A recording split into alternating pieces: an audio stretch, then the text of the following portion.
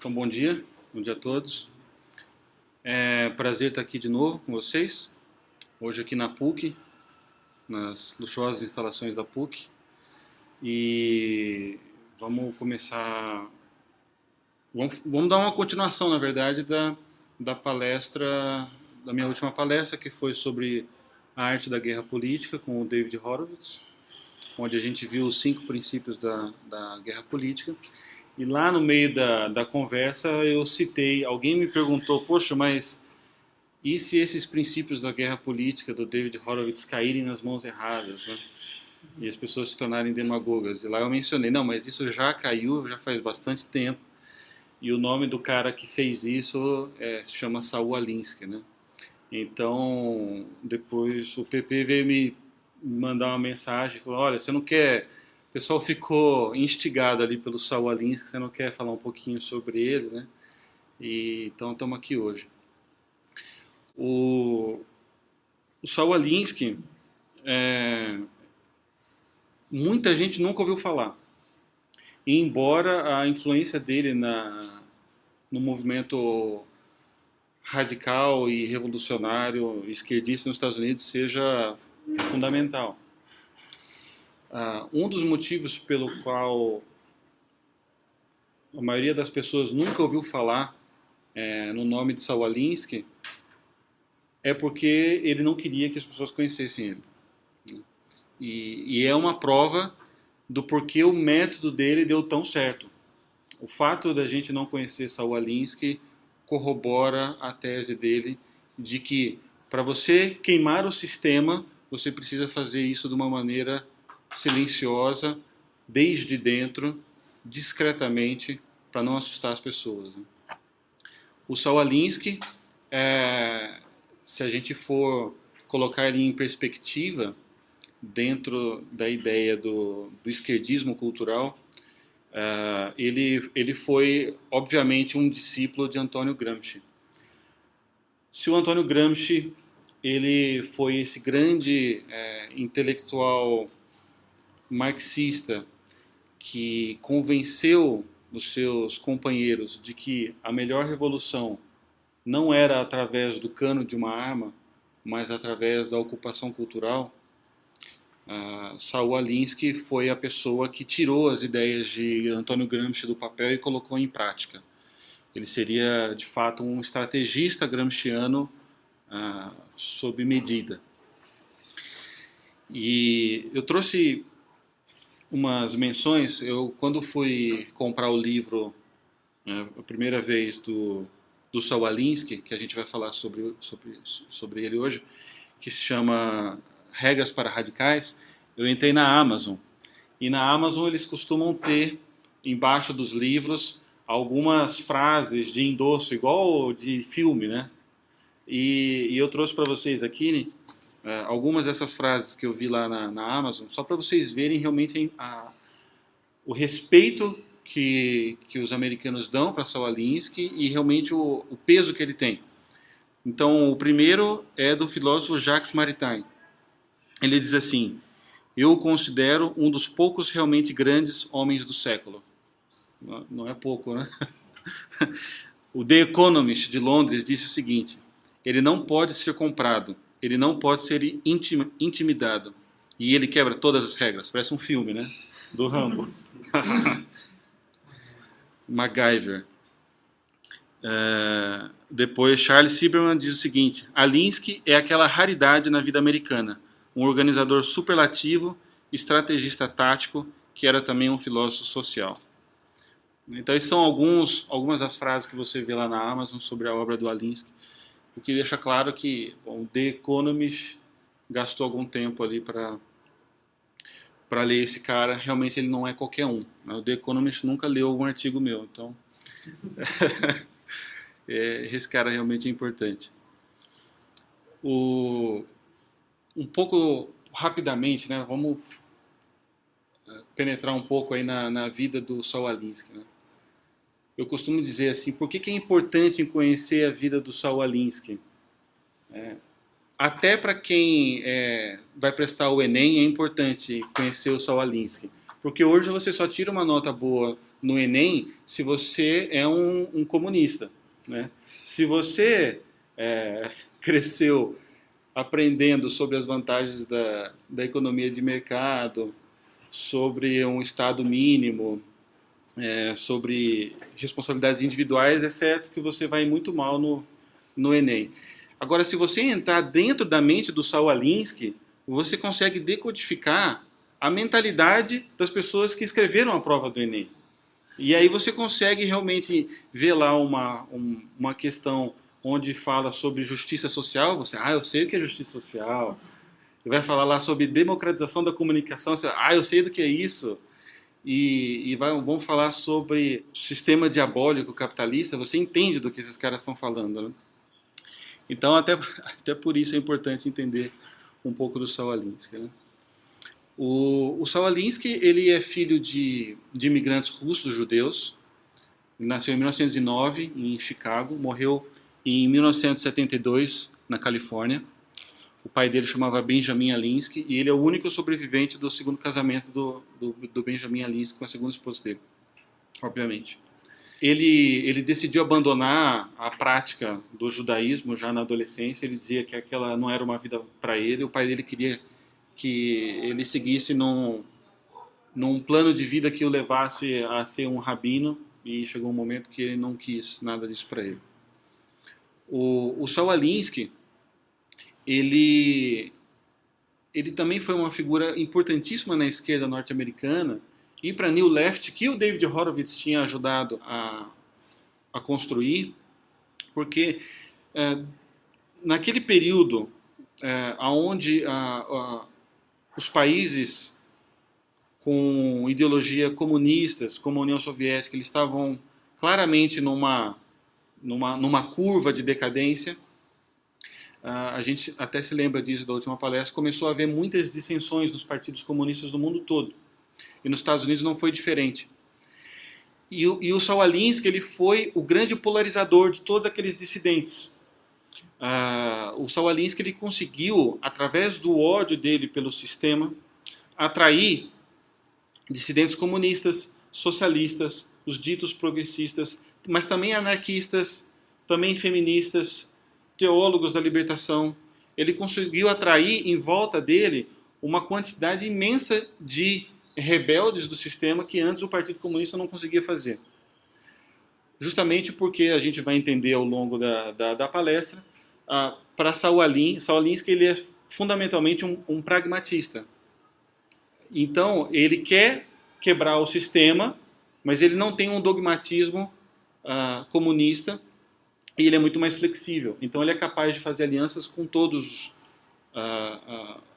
no sentido de realmente destruir o sistema de dentro para fora. O Saul Alinsky, ele também teve uma influência muito, muito grande no Partido Democrata nos Estados Unidos. Tanto que a Hillary Clinton conheceu o Saul Alinsky pessoalmente e fez uma tese de 95 páginas sobre o método de Saul Alinsky. Então, a Hillary Clinton, que foi a primeira dama em dois termos de mandato do Bill Clinton, e até agora estava do lado do Barack Obama, até o desastre lá em Benghazi. Nós tínhamos dentro da Casa Branca uma expert nos métodos de Saul Alinsky. O Saul Alinsky chegou inclusive a oferecer emprego para Hillary Clinton, mas a Hillary não quis naquele momento. Ela queria seguir um caminho mais em Washington e acabou negando. Mas a Hillary nunca se esqueceu do Saul Alinsky, tanto que um dos primeiros atos da Hillary Clinton como primeira-dama foi destinar fundos públicos para as ONGs que Saul Alinsky tinha fundado em Chicago, como a Industrial Area Foundation, que era uma ONG fundada pelo Saul Alinsky. Então lá, desde Washington, ela ficava mandando seus presentes para as ONGs de Saul Alinsky, né? E vale lembrar também que dessas ONGs de Saul Alinsky saiu nada mais, nada menos do que Barack Obama. Barack Obama estudou durante 20 anos em organizações de Saul Alinsky, 20 anos, 2 décadas. Lá ele foi treinado, Ele não recebeu treinamento direto do Saul Alinsky, porque nessa época na época que Saul Alinsky estava no seu auge, o Barack Obama ainda era uma criança, mas durante 20 anos o Barack Obama recebeu treinamento dos discípulos de Saul Alinsky em métodos alinskianos em ONGs de Saul Alinsky. E depois, antes de ser nomeado como senador pelo Partido Democrata, o Barack Obama também foi advogado de defesa de uma ONG fundada em métodos de Saul Alinsky durante 4 anos, uma ONG chamada Acorn, que a gente vai falar depois um pouquinho sobre ele. Ainda um pouco sobre o início da carreira de Saul Alinsky, para vocês entenderem. E isso é fundamental para a gente entender não só a mente de Saul Alinsky, mas também como uma mentalidade revolucionária. Na década de 30, Saul Alinsky ele se apresentava como sociólogo, e lá ele foi apresentado para a gangue de Al Capone, durante a década de 30, na época da Lei Seca. E Saul Alinsky, e ele, antes de Saul Alinsky morrer, ele deu uma entrevista na revista Playboy, onde ele narra sobre esse encontro, com bastante detalhe. E lá, o Saul Alinsky, então, se tornou muito amigo do número 1, depois de Al Capone, que era o Frank The Enforcer Nitti. The Enforcer é o executor. E ele diz textualmente o seguinte, sobre Frank Nitti. Ele diz o seguinte: Nitti me levou debaixo de suas asas. Eu o chamava de professor e me tornei seu estudante. Então, ele ficou durante 2 anos estudando tudo que ele podia sobre a máfia de Al Capone. Ele ficou 2 anos tendo Frank Nitti como seu professor. E nesse período, ele conseguiu absorver todas as táticas da máfia para se tornar uma organização poderosa, praticamente sem comparação até os dias de hoje. Para vocês terem uma ideia, convertido em valores atuais, a gangue de Al Capone chegou a faturar $1 bilhão. E mesmo quando a bebida voltou a se tornar legalizada nos Estados Unidos, eles continuaram um grande império lá. Se tornaram um império da prostituição, do jogo, enfim. Isso também, Saul Alinsky, ele conseguiu ver de perto a aproximação de Al Capone com Hollywood. A gente vai falar um pouquinho disso depois. E o Frank Nitti, ele chegou a ser o número 1 quando Al Capone quando ele foi preso por sonegação de imposto, né? O Frank Nitti, ele era muito antagônico ao Al Capone no que se refere à publicidade. O Al Capone, ele gostava muito de aparecer em público, de aparecer nos jornais. Ele era um fanfarrão, se assim pudesse resumir. O Frank Nitti era o contrário dele. O Frank Nitti, como o executor principal da gangue, ele entendia a importância vital de ser discreto, de não aparecer muito, né? E de atuar nos bastidores, né? E foi assim que ele conseguiu também ser o homem mais poderoso ali da gangue. O Frank Nitti, se vocês assistiram Os Intocáveis, o Frank Nitti foi aquele cara que matou o Sean Connery nos Intocáveis. Esse era o amigo do Saul Alinsky, o professor dele, o mentor do Saul Alinsky, né? O Frank Nitti, ele era claustrofóbico, ele soube que ele ia ser preso e aí ele se matou com alguns tiros na cabeça e foi encontrado morto pela polícia. Só que as lições que Saul Alinsky aprendeu de Frank Nitti vão nortear a vida toda dele e depois, obviamente, vão gerar efeitos até os dias de hoje na política, né? Algumas pessoas podem perguntar assim, poxa, mas onde é que fica a consciência de Saul Alinsky em se envolver tanto com a máfia, né? Bom, para Saul Alinsky isso não era problema algum, porque Saul Alinsky, ele nutria um grande ódio pelo sistema capitalista e pelo sistema americano naquele período. Então, de certa maneira, era quase como estar associado a um ladrão que rouba ladrão. Um ladrão que rouba ladrão tem 70 anos de perdão. Então, para Saul Alinsky, qual era o problema de estar se associado a um criminoso? Nenhum. Porque esse criminoso, de alguma maneira, atingia os mesmos objetivos que ele, que era fundamentalmente desestabilizar o sistema. E isso, para nós, é algo muito importante. Não é à toa, não é um dado aleatório que a ascensão do esquerdismo radical na política leva junto consigo um aumento da criminalidade. Existe uma grande associação, existe uma grande proximidade entre a criminalidade e o pensamento revolucionário. E não é raro nós vermos uma inversão nesse sentido. Hoje em dia mesmo, aqui em São Paulo, uma certa glorificação de bandidos e uma criminalização do cidadão honesto. Né? A gente está vendo agora lá em Brasília verdadeiras romarias para José Genuíno, para o Genuíno e para José Dirceu, né? São santos praticamente. Por quê? Por causa dessa mentalidade. Tudo bem, eles roubaram, mas era um roubo em vista de um futuro brilhante que revogaria o sistema perverso que nós vivemos. Então esses caras são santos, na verdade, na mentalidade deles. Né? E essa é uma frase importante de Saul Alinsky. Saul Alinsky dizia que o sistema que nós vivíamos era um sistema que valia a pena queimar. Né? Isso é importante que a gente tenha em mente. Né? É um verdadeiro ódio pela ordem social como nós a conhecemos. Qual que era a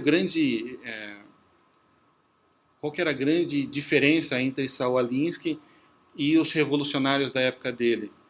Era muito mais uma diferença metodológica. Não era uma diferença ideológica.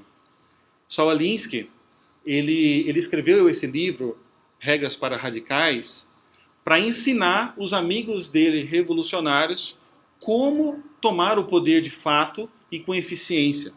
Porque ele ia na frente das convenções do Partido Democrata e ele via os amigos dele do Partido Comunista e outros socialistas e marxistas e progressistas, etc., com barbas grandes, vestidos de riponga e levantando placas e gritando: abaixo o sistema, abaixo o sistema.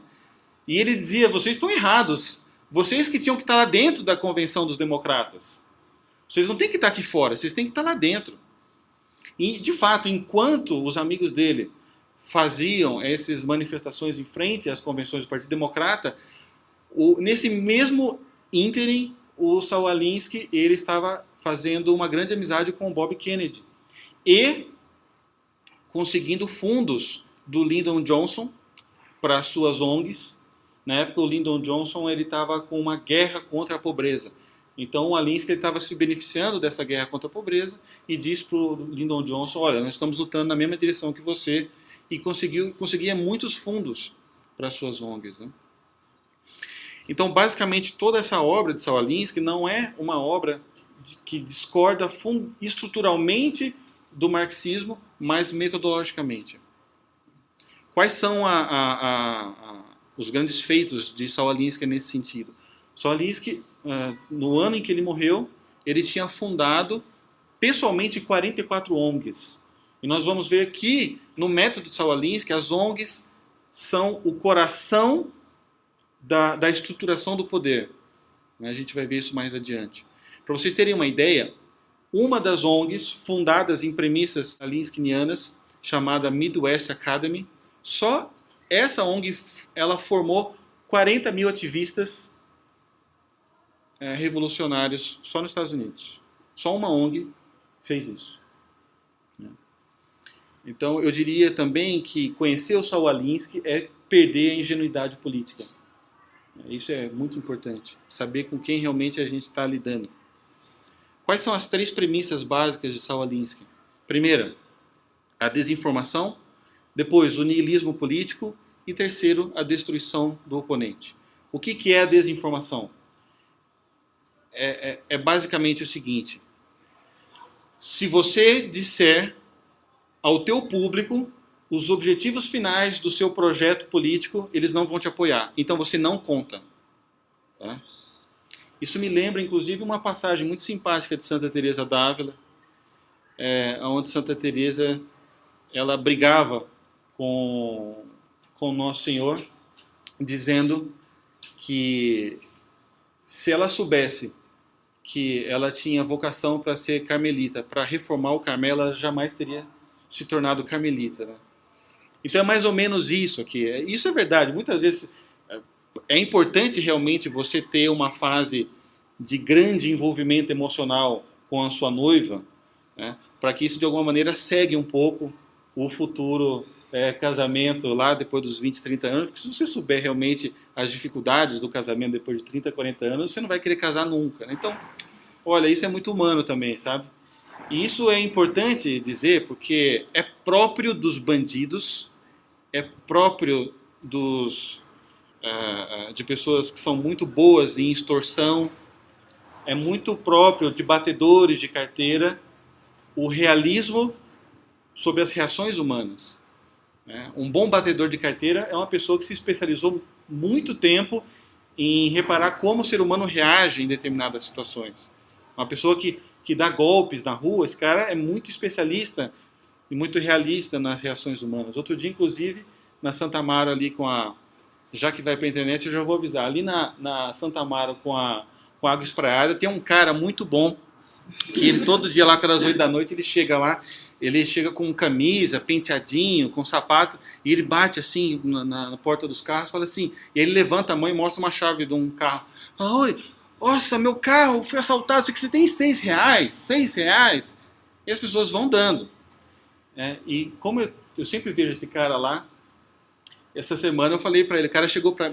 Todo mundo estava fechando a porta para esse cara, fechando o vidro, e eu abri. Eu queria conversar com ele. Aí ele chegou para mim, eu abri a janela. Você tem R$6, a minha chave aqui.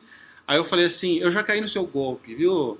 E você devia ter vergonha na cara. Aí o cara assim, pois não, muito obrigado. E saiu e foi para outro carro e continuou. E eu fui olhando pelo retrovisor, ele fazendo a fila dele de carro, tá nem aí. Então...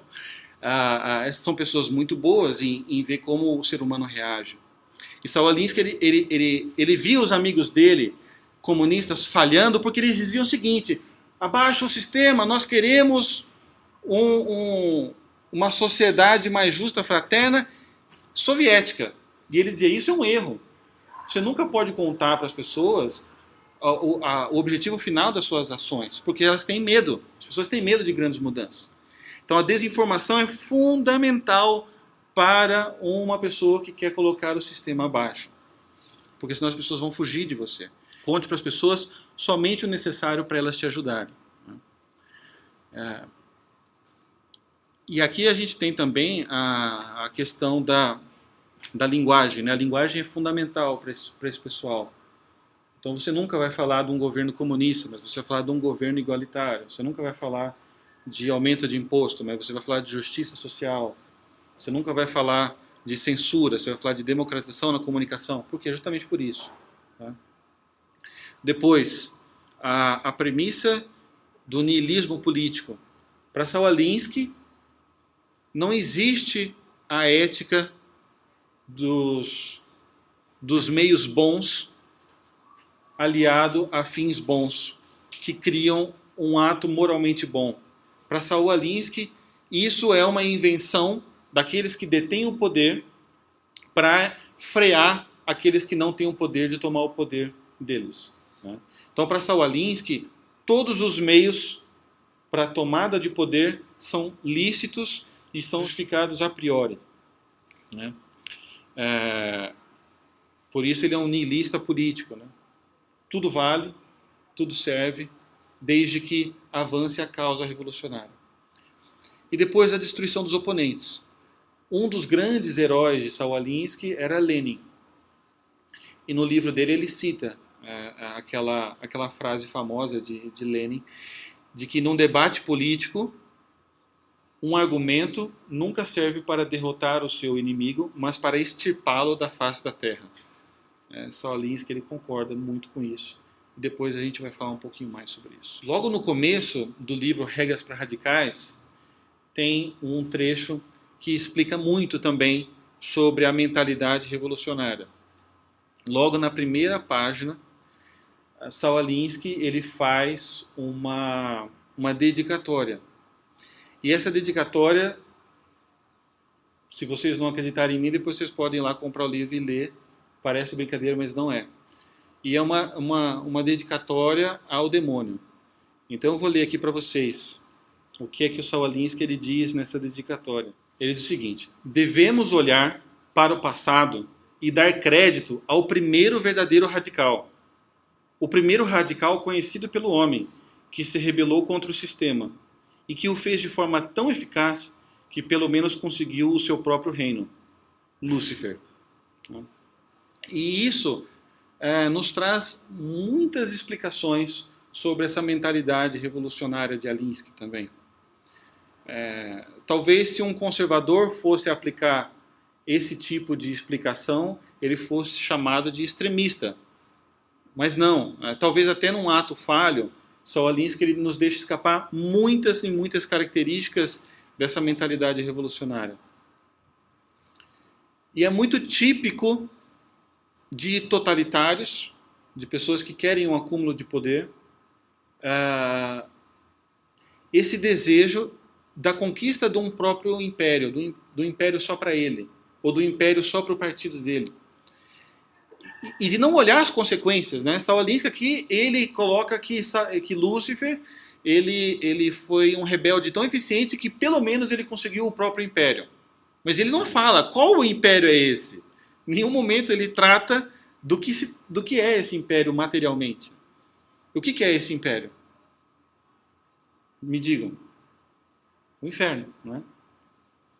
Então o império que Lúcifer conquistou para ele é o inferno. Um local onde reina o quê? O caos, onde reina o sofrimento, onde reina o desespero, onde o vício é a única ordem e a escravização também. E isso é muito típico de todos os governos totalitários que nós tivemos na história. Se nós olharmos desde 1789, com os jacobinos na França, passando pela União Soviética de Stalin, pela China de Mao, pela Coreia do Norte de Sung, pelo Camboja de Pol Pot, por Cuba de Castro. Se nós formos olharmos todos esses lugares, nós vamos ver que esses locais são os que mais se aproximaram de um inferno na Terra. Um local onde a própria população foi escravizada, foi dizimada em nome da criação de um império. Isso não é algo aleatório, né? Se nós olharmos, por exemplo, Auschwitz, talvez Auschwitz seja o mais perto da Terra que o inferno já conseguiu chegar. E Auschwitz foi consequência de quê? Da construção do quê? Do Terceiro Reich, de um terceiro império, né? De uma revolução, exatamente. E aqui o Alinsky ele faz uma menção a Marx, quando Marx ele cita aquela máxima de Goethe, que diz que tudo que existe merece perecer. Então nós vamos ver realmente que no coração dessa mentalidade revolucionária está o quê? Um profundo ódio ao sistema como ele existe e o desejo de construção de um império, mesmo que esse império se torne depois um inferno, não importa o que será desse império. Outro dia eu estava dando uma olhada numa entrevista na Folha de São Paulo com um dos líderes dos Black Blocs aqui em São Paulo, e o repórter dizia assim, mas afinal de contas, vocês estão lutando para quê? E ele dizia, nós não sabemos exatamente pelo que nós estamos lutando, mas nós sabemos que vai ser algo muito incrível e brilhante. Isso, quando Lula dizia que o tipo de socialismo que o PT queria para o Brasil, ele ainda não sabia exatamente qual seria, também tem muito a ver com isso. Essas pessoas elas não sabem o que elas querem. Inclusive, o nome da tese de Hillary Clinton sobre Saul Alinsky tem o nome Existe apenas a luta, There is only the fight. Então, é um pragmatismo político focado basicamente na luta política e na destruição do sistema e pronto. O que vai ser depois que nós construirmos esse império, nós não sabemos, né? E aqui fica até a pergunta, né? Se você cria uma massa de seguidores e você os treina para serem especialistas em mentir, em trapacear, em roubar, em fraudar, como é que depois que você tomar o poder, você vai fazer com que essas pessoas, a partir dali, se transformem fundamentalmente em pessoas caridosas, igualitárias, respeitosas? Você vai baixar um decreto? Né? E isso nos lembra também, ainda um pouco falando sobre Lúcifer, daquela da tentação inicial da serpente para Adão e Eva. Qual que foi? O que a serpente suspirou? Vocês se lembram? Será como Deus. Vocês serão como deuses, né? Então Lúcifer diz o seguinte: vamos nos rebelar contra o sistema, porque se vocês se rebelarem contra o sistema, vocês serão como deuses. E aí a Eva mordeu lá a maçã. Tem um padre amigo meu que ele diz o seguinte, que a serpente, vejam como a serpente ela era muito realista também, né? Então Adão saiu para trabalhar, na época não tinha celular, nem internet, nem Facebook, e a Eva não tinha ninguém para conversar.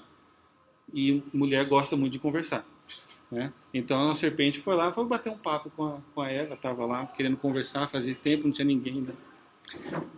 Mas brincadeiras à parte, nós vemos assim essa tentação fundamental do ser humano de ser como um Deus. E quais são as 3 características de Deus? A onipotência, a onipresença e a onisciência.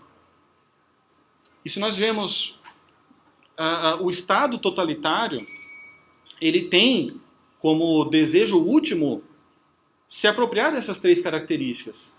Olha só esse escândalo das espionagens aí do Barack Obama. Isso é um desejo ou não de onisciência total sobre tudo que as pessoas estão dizendo, escrevendo e falando, né? O pacto social que nossos antepassados fizeram lá atrás com o Estado, para que o Estado os protegesse, empoderou o Estado, materialmente falando, num nível que hoje, os Estados eles têm a hegemonia da violência num nível nunca pensado na história da humanidade, né? Que é a onipotência de destruição. E depois, a onipresença, né? A onipresença, por exemplo, na Europa, ela é muito clara. Você vai no meio do mato, na Espanha, achando, bom, aqui não tem presença do Estado. Aí você vai fazer um xixi lá no meio da árvore e vem um guarda florestal. Isso, na Europa, por exemplo, ela é algo muito marcante. A presença do Estado em todos os lugares, Não que o Estado seja o demônio, não é isso. Mas o desejo de um Estado totalitário vai carregar esse desejo de ser como deuses. E o desejo de ser como deuses também se reflete no desejo da criação de um novo mundo e da criação de um novo homem. E nós vamos ver o que nesse sentido. Por isso que muitas pessoas dizem que por trás do movimento marxista existe uma certa fé no Estado que se traduz por uma religião política. E isso é verdade. Nesse desejo da criação de um novo homem e de um novo mundo, pela essa mentalidade revolucionária, você também tem a tábua da salvação deles, os 10 mandamentos, que é o que? A agenda politicamente correta. Se você não segue a agenda politicamente correta, você não merece estar dentro do sistema e você é expulso do sistema. Fundamentalmente é isso. Então, é muito interessante que Saul Alinsky tenha começado o livro dele fazendo essa dedicatória a Lúcifer, porque isso nos revela muito da batalha espiritual também que está envolvida aqui. Não é à toa que os conservadores, em sua maioria, são cristãos, espíritas, judeus, são pessoas que são religiosas, são pessoas que não se colocam no lugar de Deus, né? E os líderes totalitários, eles sempre vão se colocar no lugar de Deus. Então, continuando um pouco aqui sobre o livro, a gente só está só na primeira página do Saul Alinsky, né? Vocês devem estar desesperados, né? Mas eu prometo que eu vou acelerar aqui. Então, como eu dizia, o Saul Alinsky ele escreveu esse livro para ensinar uma metodologia de tomada de poder para os seus amigos revolucionários. Então, o livro todo dele vai ser, basicamente, um chacoalhão nos liberais, nos progressistas, até anarquistas, de como eles devem se organizar para a tomada de poder. Ele diz que apenas uma massa organizada será capaz de criar um sentimento de frustração e de desilusão geral nas pessoas que os façam desejar uma mudança fundamental na sociedade. Então, ele diz o seguinte, como um organizador, eu começo com o mundo como ele é, e não como eu gostaria que ele fosse. Isso de aceitar o mundo como ele é, não enfraquece de modo algum o nosso desejo de mudá-lo para o que nós acreditamos que deveria ser. É necessário começar aonde o mundo está, se nós vamos mudar o sistema para o que nós achamos que deve ser.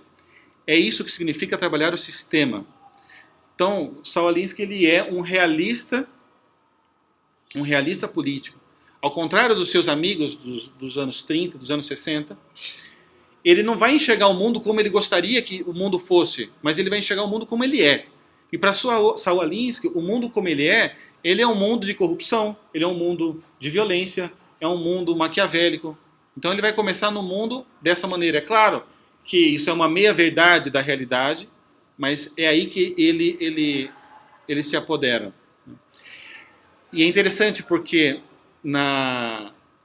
no speech da Michelle Obama, quando o Obama foi eleito presidente, ela disse o seguinte, ela disse, quando ela conheceu o Barack Obama, ela viu o Barack Obama discursando, que é o que ele faz realmente, a única coisa que ele sabe fazer. E ela viu o Barack Obama discursando e ela disse o seguinte,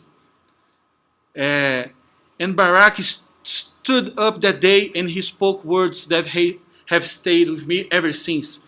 He talked about the world as it is and the world as it should be. Né? Essas frases não são do Barack Obama, essas frases são do livro do Saul Alinsky. São as palavras do Saul Alinsky. Nós não devemos olhar o mundo como ele deveria ser, mas o mundo como ele é. E então nós vamos fazer o mundo como ele deveria ser. E isso é importante para quê? Para uma adequação da venda desse projeto para as pessoas. Por isso, a torção das palavras, a flexibilização dos termos vai se tornar uma ferramenta fundamental para a venda desse projeto para as pessoas. Né? Então, o Saul Alinsky ele diz o seguinte, qualquer mudança revolucionária deve ser precedida primeiro por uma atitude passiva, não desafiadora, diante das massas. Ou seja, primeiro você precisa vender uma imagem quase poética e muito vaga a respeito do que você quer fazer, para depois que você assume o poder, então você fazer o que você quer. Então, eu vou fazer uma plataforma política falando só sobre mudança, change, yes we can. Ou, por exemplo, agora como o PT está fazendo, já antecipando as eleições de 2014, dizendo as mudanças não podem parar, vamos avançar nas mudanças. Né? Então é um termo muito vago, muito genérico, mas isso prepara as pessoas para um sentimento de que realmente é preciso mudanças, né, na sociedade. Então eu vou endossar pessoas que estão dizendo isso. E isso também, o ministro Barroso outro dia fez uma sabatina também, onde ele disse isso, que toda a tese dele para defender a legalização do aborto em casos de bebês anencefálicos era a mesma para o aborto irrestrito e total até os 9 meses de gestação. Ele admitiu isso. Então, qual que é o método Saul Alinsky aqui nesse sentido? Desse efeito homeopático das palavras. Você começa com casos, você sempre vai começar a sua agenda revolucionária através das exceções, através de casos que encerram uma grande dose de emoção, né, onde as pessoas se sensibilizam mais. E aí, uma vez que você abre as portas para aquela mudança, aí você não para mais. Tá? Uma pequena consideração aqui sobre essa questão da linguagem é que Saul Alinsky ele divide o mundo. Ele se diz um não comunista. Mas aqui, quando ele se diz um não comunista, eu entendo que ele é um adepto da mentira e um adepto da desinformação. Então, por que eu tenho que acreditar nele nessa parte, né? Então, quando eu vejo os fatos, eu vejo que realmente ele está querendo me enganar. né? E ele divide o mundo em 3 grupos, que é o grupo daqueles que têm poder, daqueles que não têm poder, né?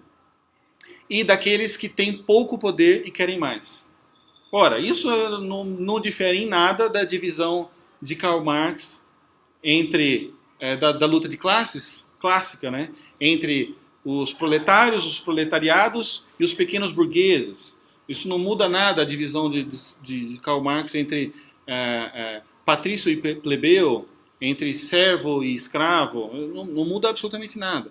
Ele enxerga o mundo fundamentalmente dividido entre pessoas que têm poder, pessoas que não têm poder e pessoas no meio que querem o poder. E qual que é o grande pepino dos revolucionários, e também era para Alinsky? Era esse grupo do meio. Aqueles que têm um pouco de poder e querem mais. Que é quem? A classe média, somos nós. Por quê? Porque a classe média ela é imune naturalmente contra o mito da luta de classes e da imobilidade social. Porque para os marxistas, para os esquerdistas, a economia e a política é um jogo de soma zero. Para eu ter alguma coisa, alguém precisa não ter. Isso é um mito que já foi refutado milhares de vezes. Mas é aí que está. Nós não ganhamos o jogo político refutando racionalmente, porque esses caras estão jogando com a mentira com a gente, né? E por que a classe média é um pepino? Porque esses caras, pessoas que acabaram de sair daquela classe, daqueles que não têm nada e começaram a ter alguma coisa. Então eles estão amando o sistema. O cara não tinha nada, chegou aqui em São Paulo sem nada, uma mão na frente e outra atrás, agora ele já tem um emprego, ele já consegue pagar o aluguel dele. Opa, agora ele conseguiu juntar um dinheiro suado, comprou lá um iPhone 5 na Paulista. Daqui a pouco ele já está com um financiamento de uma motinha. E esse cara vai ouvir alguém falando sobre mudança? Esse cara não quer mudar de modo algum. Ele quer manter o que ele tem. Inclusive foi a plataforma de reeleição do Lula, como a gente tinha comentado, né? Não troque o certo pelo duvidoso. Ele estava falando justamente para a classe média. É claro que naquele momento os revolucionários eram os conservadores, eles queriam se conservar no poder, né? E por isso que nós entendemos porque Marilena Chaui diz que a classe média brasileira é composta por quê? Que ela falou? Por terroristas, né? A classe média brasileira é uma classe formada por terroristas, por ignorantes, por racistas, fascistas, homofóbicos. Por quê? Porque a classe média para eles é um pepino. Eles não acreditam na luta de classe. Eles não querem mudança. Eles estão amando o sistema de meritocracia. Eles estão amando ter uma ascensão social. Eles querem deixar uma herança para os filhos deles, que já estão fazendo um WhatsApp lá, estão fazendo uma escola de inglês, e já estão entrando num hotel e estão ganhando mais que os pais. Estão gostando disso. Então eles não querem revolução. Então por isso Saul Alinsky ele vai dizer da importância de você tratar bem do seu discurso, da sua palavra, da maneira como você, no fundo, cria uma nova língua, né? Uma nova língua que comunique a revolução para a classe média sem os assustar. Eu trouxe um videozinho aqui para vocês que é demais isso aqui, que é a prova viva disso que eu estou falando, que é a evolução do Obamacare. Linguisticamente falando, tá? Então a gente vai ver aqui um vídeo mostrando a evolução de como a esquerda americana e o Partido Democrata nomeava o Obamacare. Então eu vou colocar aqui para vocês verem. I like the term Obamacare. We passed Obamacare. Yeah, I like the term. We passed it. Because I do care. Obamacare's on my list. I apologize, Mr. President. I use that term with all respect, by the way. Good. Lock in tight on Obamacare. Obamacare. Obamacare. Obamacare. Obamacare. Obamacare. Obamacare. Until it's working really well, and then they're going to stop calling it Obamacare. They're going to call it something else. They're losing their existing insurance plans under Obamacare. Latest on Obamacare. Obamacare fiasco. Obamacare fiasco. Never-ending Obamacare fiasco. Obamacare. Implement and improve the Affordable Care Act. The Affordable Care Act. The Affordable Care Act. The Affordable Care Act. The Affordable Care Act. Affordable Care Act. The Affordable Care Act. The Affordable Care Act. The Affordable Care Act. The Affordable Care Act. The Affordable Care Act. The Affordable Care Act, as I call it, as always called it. Então, o Obama lá, ele diz assim, bom, vamos chamar de Obamacare até que fizer muito sucesso. Depois que fizer muito sucesso, aí eles vão mudar o nome. Né? E foi justamente o contrário. Depois que os americanos viram a mentira do Obamacare, eles trocaram o nome de Obamacare e se transformou então em Affordable Act. E no final a Nancy Pelosi diz assim, não, the Affordable Act, as I always call it. Como eu sempre chamei de Affordable Act. Agora que Obamacare se transformou um sinônimo de uma mentira, você troca então o nome. E é por isso que eles estão sempre trocando de nomes. E é por isso que o demônio também tem um monte de nome. Lúcifer, demônio, Beelzebub, Satã, bicho ruim e tudo mais. Eles estão sempre trocando de nome. Né? Não sei se vocês viram a briga do PT com a imprensa golpista, né? Vocês ficam chamando de mensalão. Não, é o julgamento, processo criminal XPTO, não é mais mensalão. Né? Então, para essas pessoas é importante você não dar o nome aos bois. E é por isso que o movimento revolucionário ele se transformou quase invencível hoje em dia. Porque a capacidade de se camuflar sobre os nomes mais variados do mundo é quase infinita. Né? E eles torcem mesmo a linguagem, né? Presidenta, né? É mais um exemplo disso. Né? Vocês devem estar reparando que muito da ética de Saul Alinsky ele recorda um pouco a Maquiavel, não é? E o Príncipe. E ele também assume isso. Em um determinado momento do livro ele diz: Maquiavel escreveu O Príncipe para aqueles que têm o poder se manterem no poder. Eu escrevi a regra para radicais, para aqueles que não têm o poder, em como ter o poder.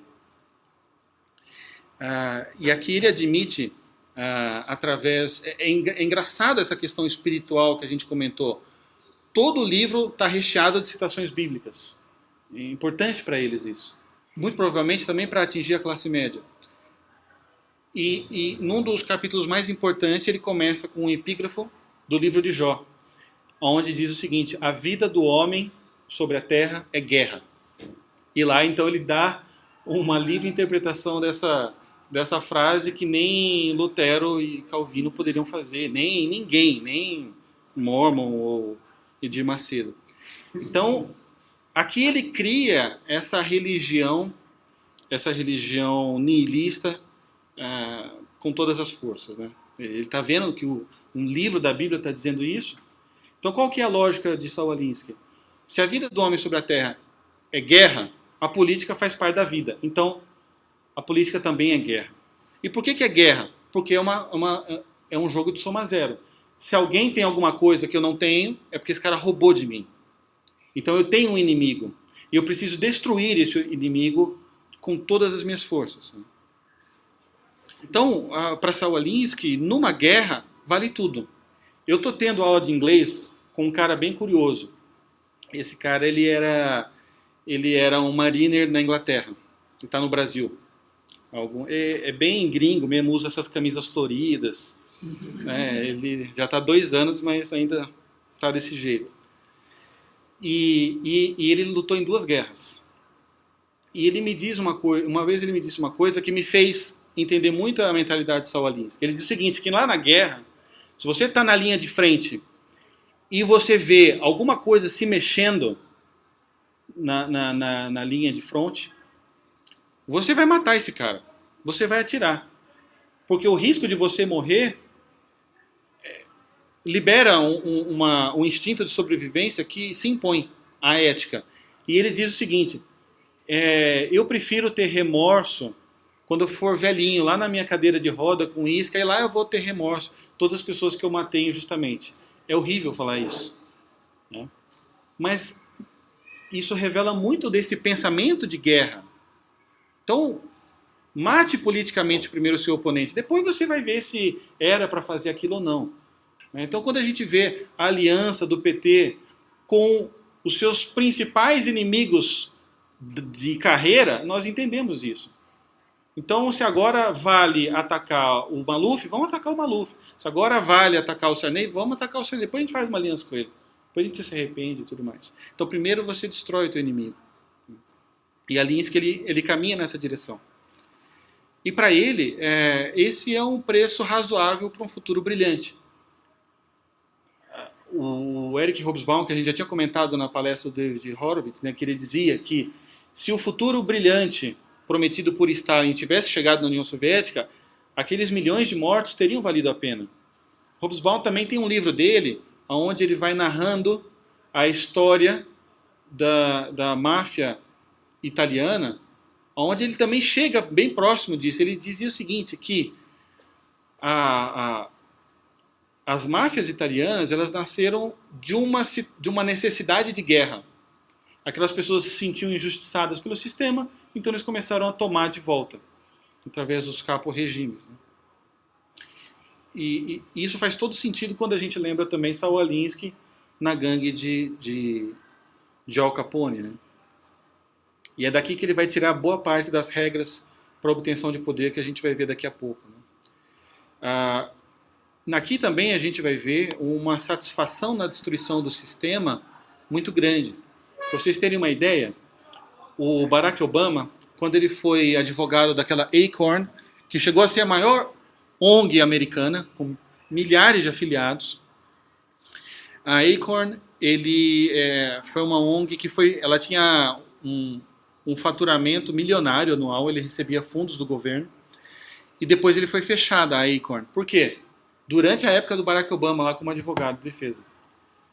A Acorn foi acusada e depois foi comprovada toda uma tática de fraude de eleições municipais na região onde ele estava instalado. O maior escândalo eleitoral da história dos Estados Unidos aconteceu justamente numa ONG de Saul Alinsky, onde o Barack Obama ele estava agindo como advogado de defesa. Mas se você perguntar, essas pessoas que foram pegas nessa fraude eleitoral, elas sentem algum remorso? Eles não sentem nenhum remorso. Por que eles não sentem nenhum remorso? Assim como nós vemos agora, por exemplo, as moções de defesa do PT pelos mensaleiros, existe um orgulho, uma satisfação na criminalidade dessas pessoas. Por quê? Porque para eles estão fraudando um sistema que já é uma grande fraude. Então não é errado na mente deles. O sistema eleitoral, como ele já é uma fraude. Então eu colocar um amigo meu no poder que vai trazer um futuro brilhante é um dever. Na mentalidade alinskiniana, a certeza dessa utopia que vai instaurar um mundo igualitário, sem mortes, com paz para todos, com comida para todos, com justiça para todos, ele é tão real que você não lutar por essa utopia se torna um crime. Aí sim você se torna um traidor. Né? Tanto que a gente vê, por exemplo, como o Pisolato ele foi fritado pelos outros mensaleiros, porque ele foi uma das pessoas que admitiu lá o desvio de verba e ele foi deixado completamente de escanteio. Né? Depois conseguiu fugir para a Itália. E foi considerado quase um traidor. Mas isso tem muito a ver, porque eles demonstram, o Partido Democrata, os partidos de bandeira vermelha, todos eles demonstram ser um partido comum, um partido que está aqui participando do processo democrático, querendo o rodiziamento de poderes e querendo oposição. Mas é isso que eles precisam falar, porque eles são nihilistas políticos fundamentalmente. Eles odeiam o sistema. Então é isso que eles precisam dizer. E no fundo, se você, de alguma maneira, se você depois acaba se entregando ou denunciando um amigo seu, você vai se tornar um traidor de causa. Um traidor desse futuro brilhante. Né? Por quê? Porque isso é guerra. E numa guerra vale tudo. E numa guerra, a traição é um crime capital. Um exemplo muito claro disso aconteceu na Universidade de Tulane, nos Estados Unidos. Na época, isso foi em 1971, o George Bush pai era o representante dos Estados Unidos nas Nações Unidas. E ele foi convidado para a Universidade de Tulane para dar uma palestra lá, numa sessão de palestras com figuras públicas. E aí, os radicais e muitos afiliados do Partido Democrata chegaram para o Saul Alinsky, isso foi um ano antes dele morrer, e pediram um conselho para Saul Alinsky. Eles disseram o seguinte: olha, a gente está pensando, como fizeram com o Pondé um mês atrás, lá naquela feira literária, a gente está pensando em levar lá pandeiros, chacoalhos e levar um monte de manifestantes para quando o George Bush for falar, nós vamos fazer então uma grande manifestação para ninguém escutar ele. A palestra do George Bush ia ser a respeito das tentativas do governo Nixon em chegar num acordo de paz na guerra do Vietnã. Então o movimento estudantil, que era contra, foi pedir esse auxílio para o Saul Alinsky. O Saul Alinsky, ele aqui dá uma demonstração clara do que é guerra política para ele. É claro que ele não está falando aqui de matar as pessoas, mas de matar moralmente, de desumanizá-los, de expurgá-los da face da terra, como Lenin dizia. Então, qual foi o conselho de Saul Alinsky? Foi o seguinte: então vocês vão fazer a seguinte estratégia. Vocês vão até uma loja de fantasia, vocês vão comprar todos fantasias da Ku Klux Klan e vão escrever pranchas com os dizeres: é isso aí, George Bush, a KKK apoia George Bush, parabéns, George Bush. E quando o George Bush estiver falando lá, no final das pausas dele, vocês vão levantar essas placas no meio de todos os políticos, no meio de todos os jornalistas, e vocês vão conseguir associar a imagem de George Bush com de um racista. E foi isso que aconteceu. E o George Bush depois, foi muito noticiado de que a Ku Klux Klan, que é o movimento mais racista da história humana, era favorável à agenda política dos republicanos, George Bush. Então, esse é o tipo de mentalidade que nós estamos falando aqui. Né? Isso por quê? Porque para ele a ética dos fins e dos meios é uma criação de São Tomás de Aquino, da Igreja Católica, daqueles que têm o poder e o status quo. E foi criado justamente para impedir a tomada do poder. Aqui a gente chega nessa parte já mais metodológica de Saul Alinsky, que é a parte da organização das massas.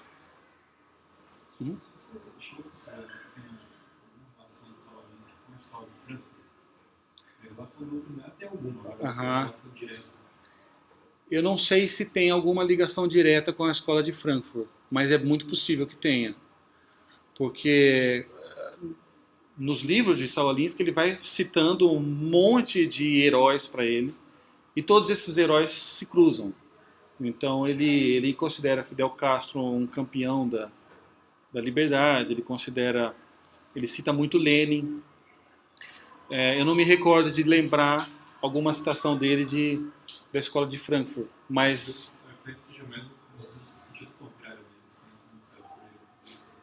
é possível. Na verdade, para mim, um eixo comum é Antônio Gramsci, com certeza. Né? Antônio Gramsci, com certeza. Aqui tem vários. Né? Ouvi dizer, não sei. Um deles que é o PT. Aham.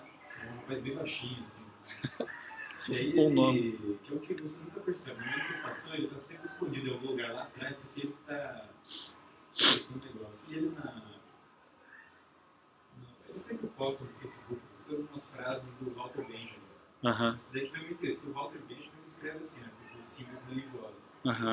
Aí a frase dele, eles ganharam a eleição aqui agora, e a frase slogan deles é uma espécie de poema que o Walter Benjamin escreveu.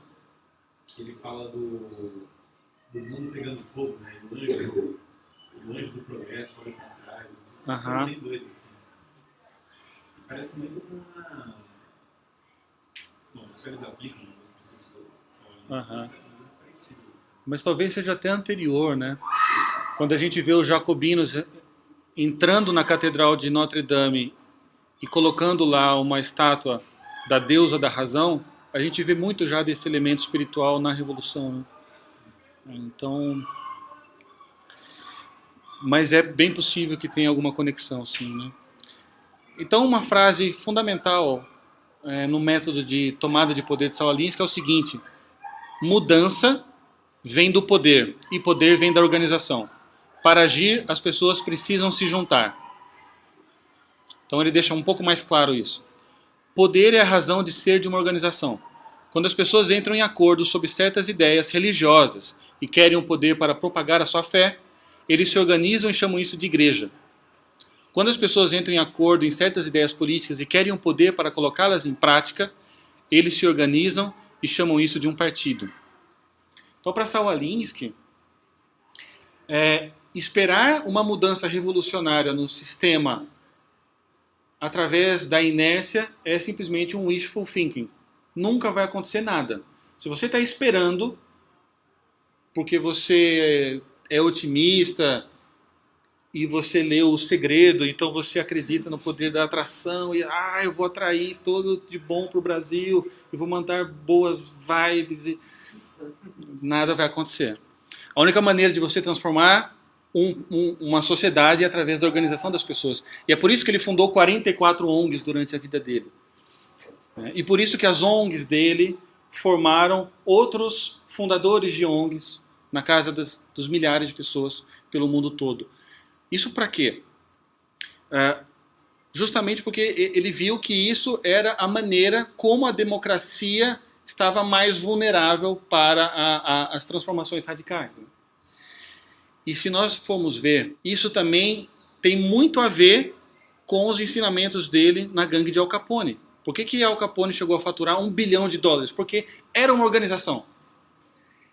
E era uma organização, e aqui está uma diferença também importantíssima das organizações fundadas nesses princípios de Alinsky, que é a motivação. Usualmente, para Saul Alinsky, organizações elas acabam sumindo da história porque elas eram motivadas a partir de ideais. Para Saul Alinsky, que viu uma organização dando tão certo para o mal, para o crime, que era a gangue de Al Capone, ele entendeu que a única motivação possível é o autointeresse. Que vantagem Maria leva? Então, numa gangue, qual que é a vantagem de um soldado? Ele tem acesso a poder financeiro imediato. Mata aquela pessoa e você ganha dinheiro. Rouba aquele banco e você ganha dinheiro. Então, o autointeresse está muito presente. Então, para ele, o papel de um organizador de comunidades era o papel de um concentrador de poder que iria, através da criação de um autointeresse comum, não é um ideal, é um autointeresse comum, iria então conseguir mobilizá-los para conseguir aquilo que eles quisessem.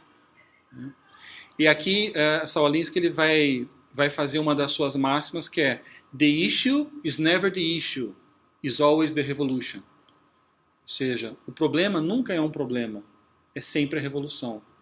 Tanto faz se um grupo de pessoas tem um problema, e se esse problema ele é um problema financeiro, um problema social, um problema moral.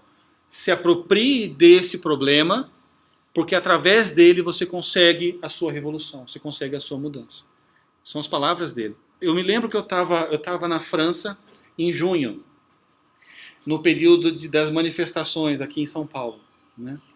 E eu me lembro de entrar no Instagram e ver aquelas fotos tão lindas, né, dos idealistas, e uma foto que varreu o popular, a categoria popular do Instagram, era uma menina que dizia assim: desculpe o transtorno, estamos transformando o país.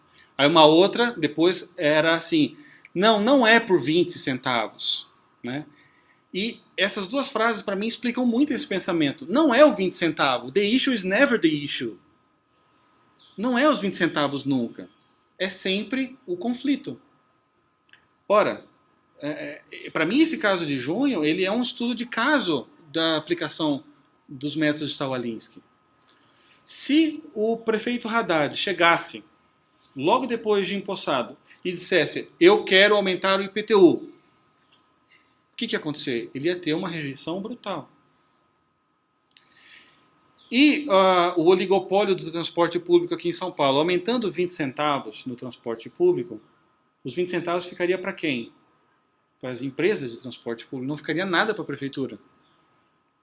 Ora, quando começou as primeiras manifestações ali perto da Paulista, e eu ficava olhando as fotos das manifestações, com as bandeiras Juventude Marxista, ou, eu não lembro como que era, mas ele rimava, era algo assim, ou os 20 centavos abaixam ou São Paulo para. Aí tinha lá a bandeira do PSOL, bandeira do PCdoB, bandeira do PSTU, todas aquelas bandeiras vermelhas, mais une, Juventude Marxista. Bom, é impossível você não ver ali claramente uma organização de massa se apropriando de um pretexto para gerar um avanço da agenda esquerdista naquele momento, que é o quê? Justamente o aumento do Estado. No final das contas, os 20 centavos foram diminuídos e o aumento do IPTU chegou como um pretexto para cobrir os 20 centavos. Só que o aumento do IPTU não só vai cobrir os 20 centavos, mas vai cobrir muito rombo também na prefeitura e vai gerar mais empregos para os militantes, etc. Né? Quando a gente vê, por exemplo, a questão dos mais médicos cubanos, né? Aqui também foi uma outra situação. Nós sabemos que os médicos cubanos já estavam aprendendo, tendo aulas de português e aulas de SUS há mais de ano em Cuba. E o Mais Médicos foi anunciado quando? Foi ali em junho, quando a Dilma, pela primeira vez, se apresentou na TV, dizendo que uma resposta, que ela ouviu o clamor das pessoas, o clamor das ruas, e por isso estavam trazendo médicos cubanos. Isso já estava lá há mais de um ano. E ela diz também que eles iriam fazer um plebiscito pela reforma política. Aí você entrava no site do PT e via lá o conteúdo da agenda do programa de governo, das metas partidárias, escrito há muito tempo. E lá estava como uma das metas principais, plebiscito para a reforma política. Quer dizer, então, você está sempre à procura de uma desculpa, de um conflito, que muitas vezes você organiza, e aí então você vem com uma solução anexada com um benefício social, de modo a avançar a causa. Isso é puro método de Saul Alinsky. Tá? Posso pedir? Uhum. Isso está na retórica grega. Uhum. Briga com Sócrates, com Gorgias, é absolutamente isso. Uhum. Eu diria que Alinsky atualizou isso daí. Mas possível. Absolutamente tudo. A questão de as pessoas vão entender palavra, mas nunca a semântica. Uhum. Isso está denunciado há muito tempo. Sim. Talvez não tivesse lá no horizonte dos gregos escrito como um guideline para você ser assim, mas o fundamento disso, the issue is never the issue. Isso é manjado. Você vai achar texto de Aristóteles, de Platão, falando, questionando absolutamente isso. Agora, o que me parece, aí teria essa questão de atualizar, por dizer em linguajar de hoje, mas não estou vendo uma grande novidade. A política sempre foi assim, antes dele. Eu na verdade, assim, eu também acredito que muitos desses pontos já estavam presentes ali. Né? Como a gente viu mesmo na Revolução Francesa, você tem muito disso. Sim. O grito pela fraternidade, igualdade e solidariedade dizimou milhares de pessoas. Né? Esse é um instrumento retórico. É um instrumento retórico que está presente lá já. Né? Mas nos Estados Unidos você teve uma mudança drástica. O Partido Democrata Republicano não era tão diferente assim.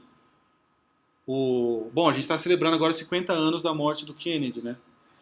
O Kennedy foi um grande estadista. E o Kennedy não comungava dessas ideias. E estava no Partido Democrata. Então a gente vê realmente, assim, ali houve um break-even, ali teve uma divisão de águas muito grande. E você teve eu acho que a contextualização de todo esse mundo, de todas essas estratégias para o movimento dirigido à tomada de poder, ele acabou ganhando ganhando um fôlego completamente novo, né? E depois ele foi ser usado também para para ocupação de postos nas universidades, na imprensa, em toda a cultura. Eu consigo ver um grande valor da mentoria específica dele naquele contexto. Isso, sem dúvida. Mas como fluxo teórico. Não, ele não é um inventor. Um cara que se gaba da mentira e da trapaça, porque que ele não vai estar se apropriando de outras ideias, né? Entende? Mas uma coisa que a gente consegue ver realmente uma mudança grande na sociedade é essa explosão das ONGs, né? Hoje no Brasil existem 200 mil ONGs. Claro que tem muita ONG séria, né? Você tem hospitais filantrópicos, você tem, enfim, uma série de lares de caridade, mas você também tem uma explosão de ONGs que são de cunho fundamentalmente político e que existem para a criação de lobby na Câmara, né? Se a gente vê, por exemplo, as grandes mudanças desde 1960 no mundo vieram com o endosso dessas organizações. Então, o Roe vs. Wade, por exemplo, teve um grande papel ali as fundações Rockefeller, MacArthur e Ford nos Estados Unidos. Já caminhando para os finalmente, né? Uma parte do livro, o Saul Alinsky, ele vai falar sobre a ética dos meios dos fins. Eu vou ler aqui rapidamente para vocês. São regras para essas organizações. Então, uma vez que você... vai ter uma desapropriação de terra aqui numa favela. Então, vai até lá, organize essas pessoas e ensine a eles o conflito e essa ausência de ética para a conquista do poder. Então, por exemplo, para ele diz o seguinte: na guerra, o fim justifica quase qualquer meio. A preocupação com a ética aumenta com o número de meios disponíveis e vice-versa. Ou seja, se você tem ferramentas para a revolução, você não tem que ter ética. Se você não tem ferramentas para a revolução, aí você vai pensar sobre a ética, né?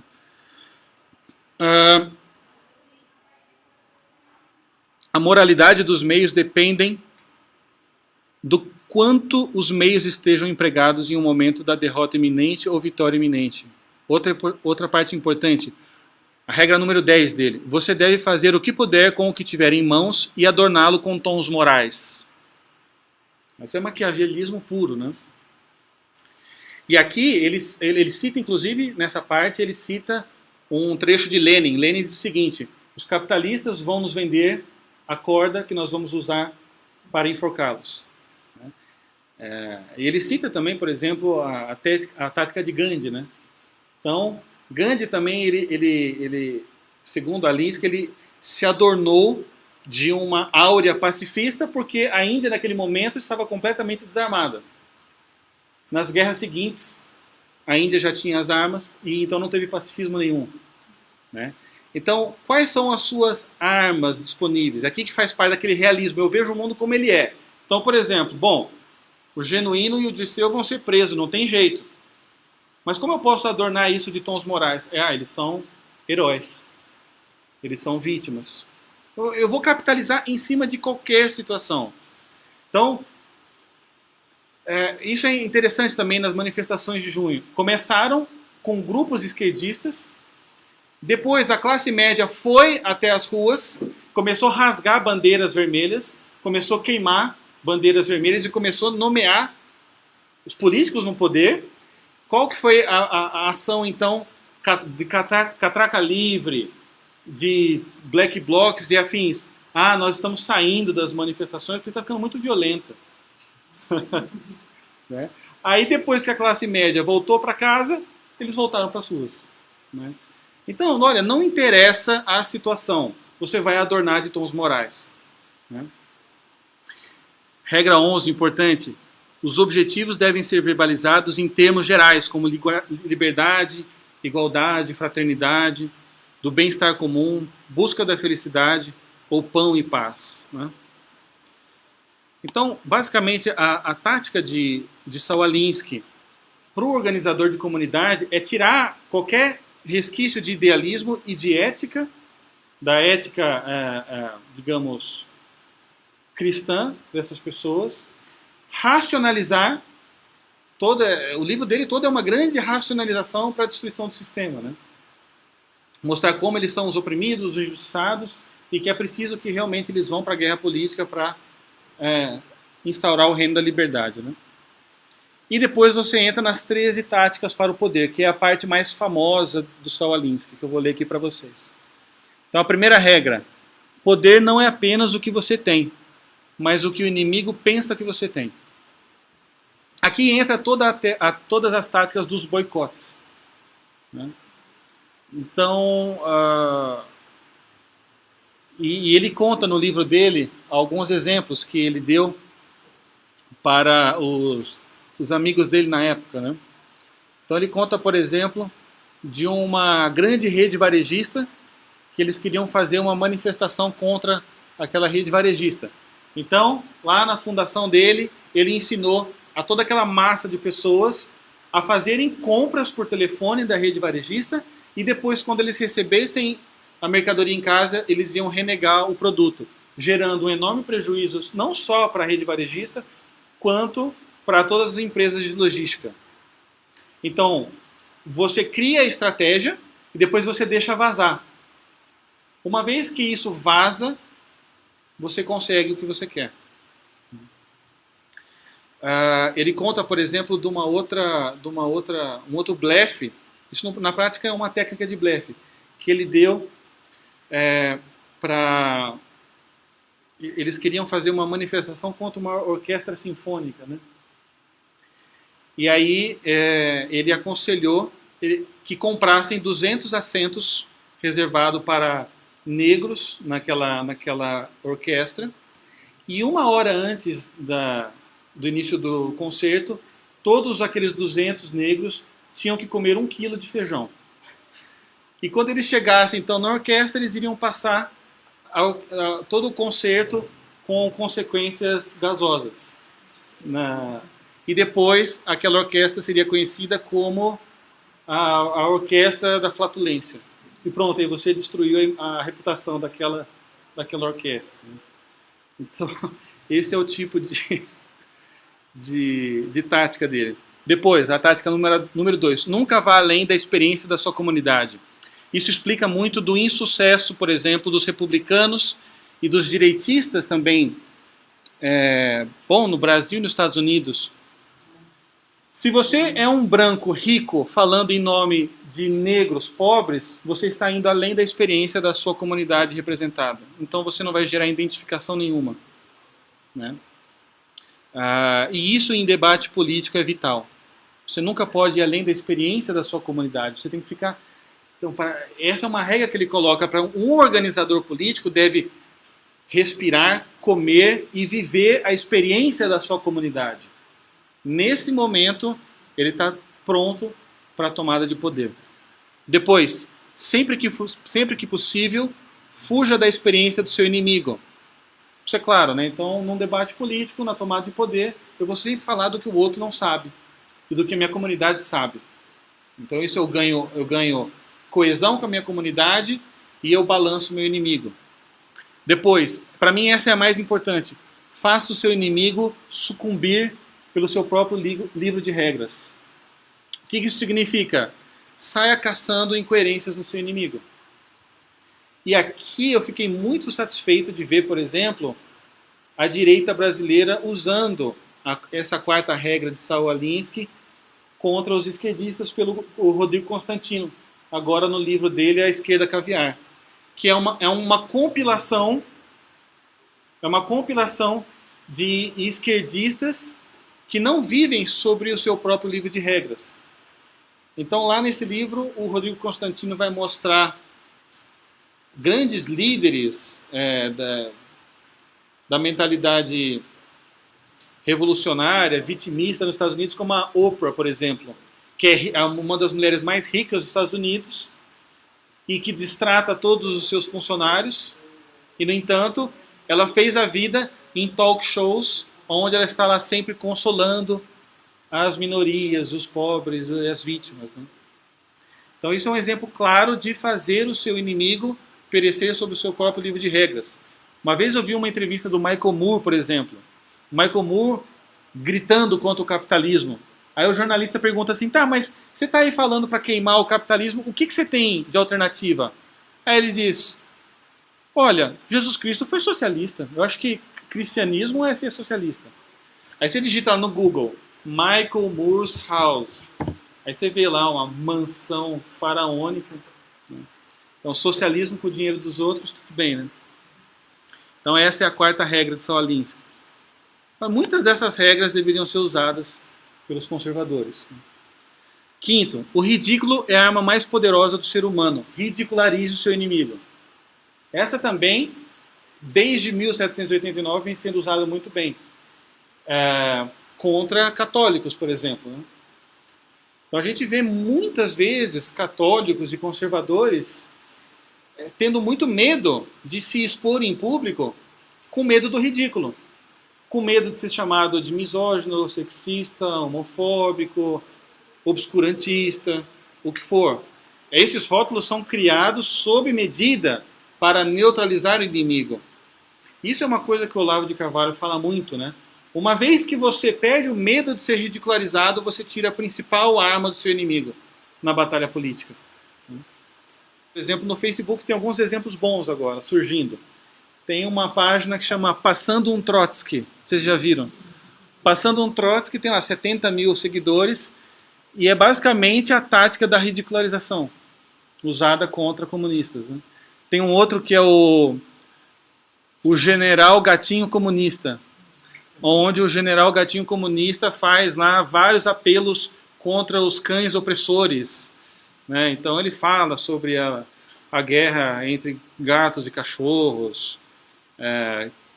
Tem lá uns posts bem divertidos mostrando eles cachorros presos, e aí tem uns títulos assim, justiça social e tal.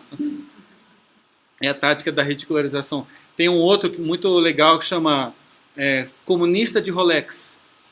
Essa página também é bem divertida, mostra o fascínio dos líderes comunistas por Rolex, né? Tem um outro que é o Meu Professor de História Mentiu para Mim. Enfim, tem vários, muito bons, que trabalham bastante isso, né? Eles trabalham tanto a ridicularização contra a regra anterior, como a regra anterior. Depois, uma outra tática que nos faz entender muitas coisas é a tática 7, que diz o seguinte: uma estratégia que se arrasta por muito tempo se torna um obstáculo. Eu me lembro quando eu era criança, no começo, né, estava, sei lá, no primeiro, segundo ano, terceiro, não lembro. E começaram, então, as primeiras transmissões de horário eleitoral, né, na redemocratização do Brasil. E eu me lembro que absolutamente todos os espaços de vereadores e prefeitos de partidos de esquerda era contra o FMI e contra o neoliberalismo. Chegava uma hora que você vai... eu não sei o que é o neoliberalismo e o que é o FMI, mas eu já estou gostando deles, porque esses caras são muito chatos. Então, se você insistir muito tempo numa única estratégia, isso se torna um asco para as pessoas. E aqui Saul Alinsky ele vai trazer um princípio para isso, que é o seguinte: ele diz o seguinte: tenha sempre um novo problema no banco, né? Então, você precisa realmente ter uma caixa de Pandora recheado de problemas e de questões que vão trazer novidade para o teu processo de tomada de poder, né?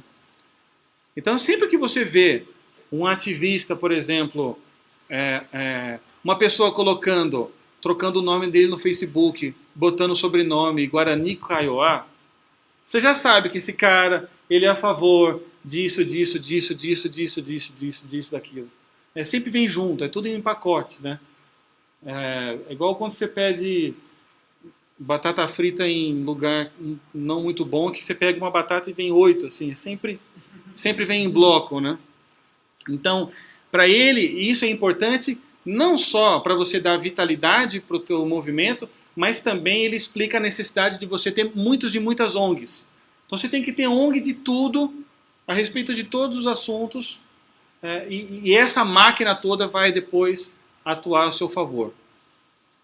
E vai gerar também um efeito cumulativo na mente das pessoas de que, caramba, o mundo tem tanto problema, né? Eu preciso realmente... eu não vou fazer nada para mudar o mundo, mas também não vou me opor a quem queira mudar. Né? Isso é importante.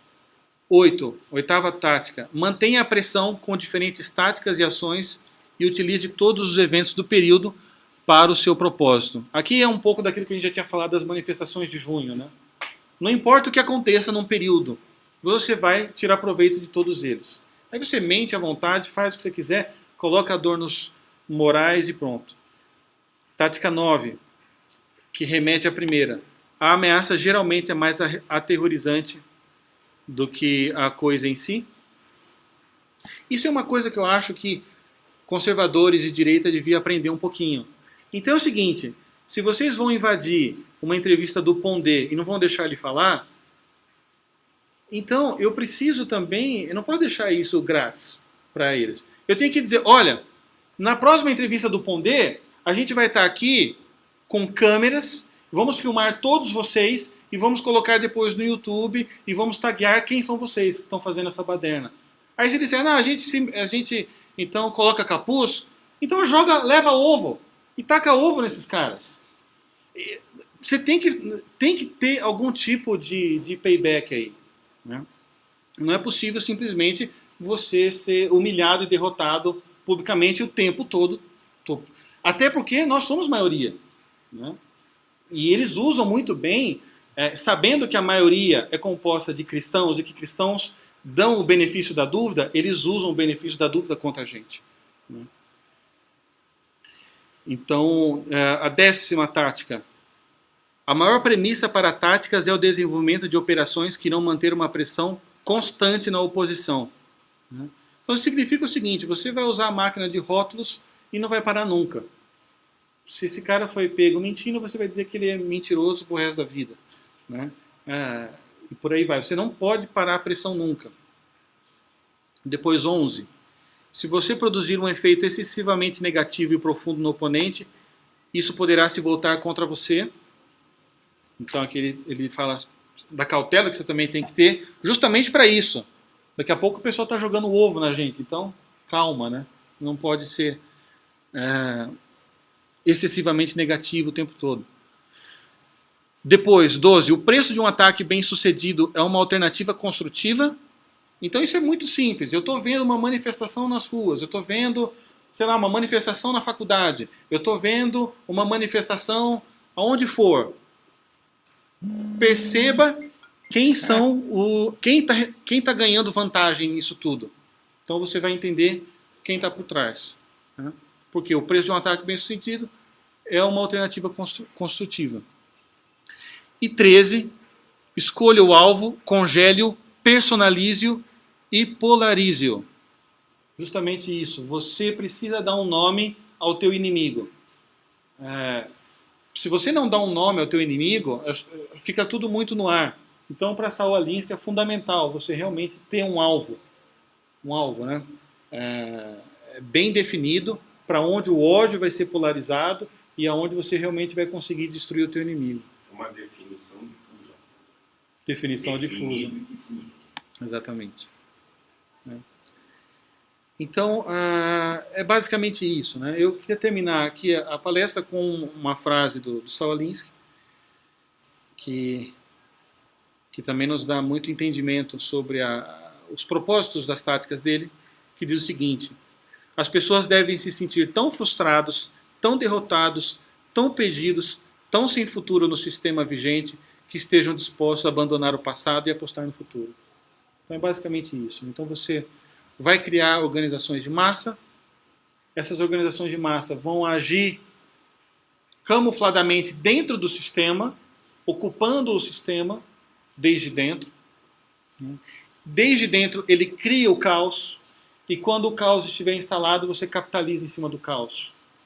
Por exemplo, quem criou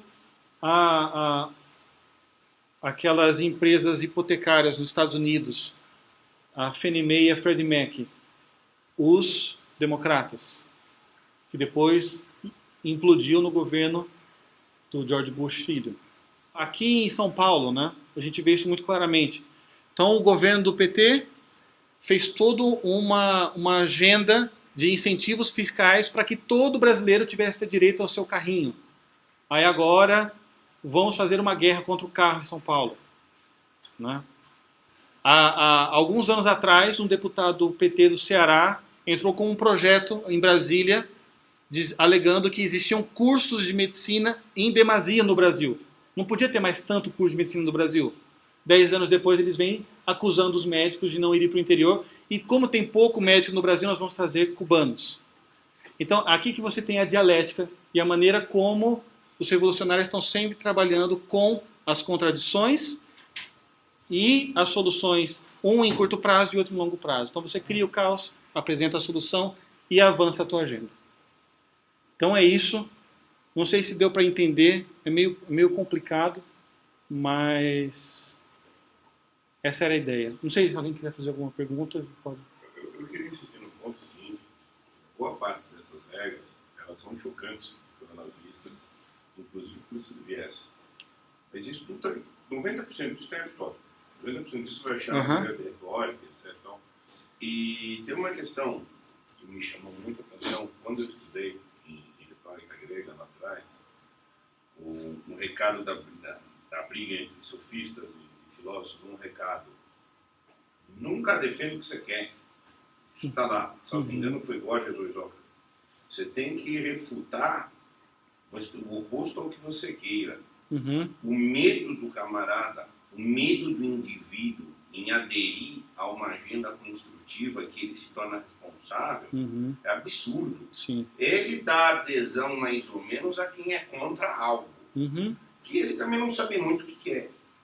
E que se deu errado, era porque era contra, mas não defendia a ideia. Claro. Mas enfim, isso daí vai de uma beleza. Dentro de uma perspectiva que eu acho mais triste dessa leitura toda, muito triste, não é alguém catalisar, ordenar isso tudo e colocar como, olha, um guideline de instruções. Mas isso é muito realista, no sentido das vidas individuais são vividas assim. Essa questão, mas é contraditório, o partido propõe isso depois. A vida do ser humano médio é exatamente isso. É absolutamente